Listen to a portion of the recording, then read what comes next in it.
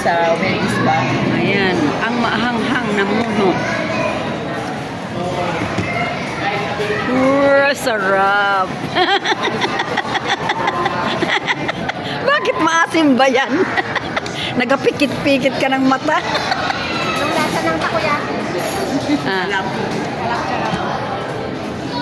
Ayan ang pinag-order namin. Sa sobrang kuwan niyan, di sarap eh, maanghang daw yan.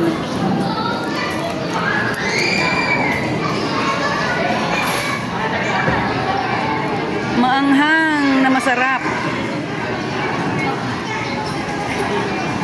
Uy, si Richard. Shout out Richard soon. Ate Kids. 919, no? Kilala mo siya, Richard soon. Hindi ko pa alam. Hindi ko pa yata na ano yan, nabukitan.